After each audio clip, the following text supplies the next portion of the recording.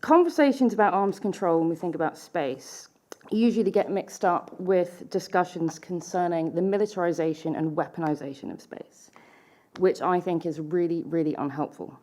Space is militarized. It has been since the late 50s. It is an essential environment for military operations. You can't separate it out.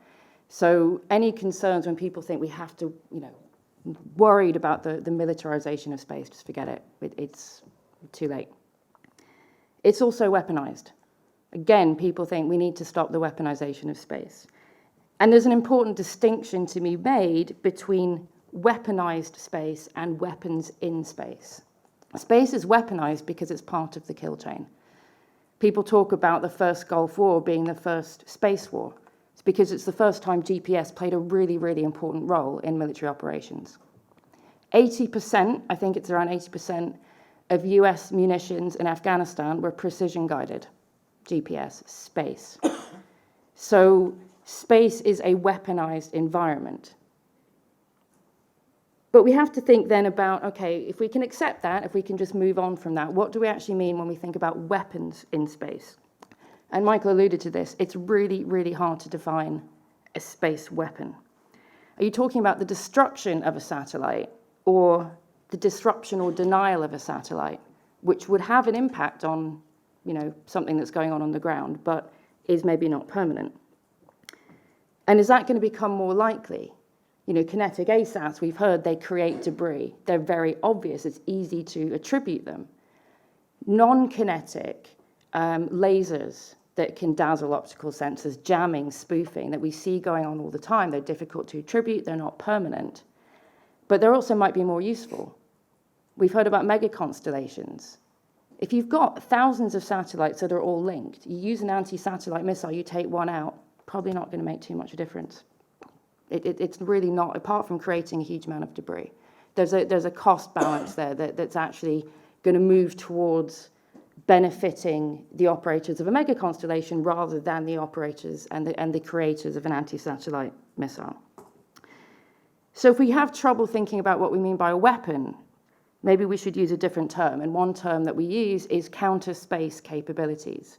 This is any capability that is preventing someone else from using and accessing their space assets, and more importantly, the information from their space assets. As I mentioned, jamming GPS signals, which goes on all the time. But this includes, it's not just about the space asset itself, it's also about interfering with the up and down links and the ground control stations. You don't have to hit the satellite, you can actually attack the ground control station, which could have a similar impact. And so you have to start thinking about space, not on its own, not as it's just happening there. You've got to put it into these broader concepts, military concepts of multi-domain operations. It is, I've heard it described quite well, the connective tissue that comes through. It's communications, it's intelligence, it's all the GPS signals, the navigation. You can't just separate space out and then carry on operating as you were.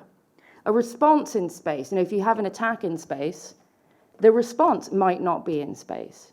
You might not have the capability to respond back. They might not have a satellite with similar capabilities that would be a proportional response. So you might be looking at a cyber attack or a diplomatic attack. And we're seeing a proliferation then of counter-space capabilities beyond the main actors who have, the bigger kinetic ASATs. So I think we have to think a bit about, why are we talking about arms control in space? Is it just about kinetic ASATs and debris and ensuring the sustainability of orbit, or is it within a military context? Is it about actually protecting military assets and ensuring the continued support of space to military operations? And they're not mutually exclusive, but there are some differing priorities. So we need to understand, both communities need to understand the priorities of the others and what they're trying to achieve.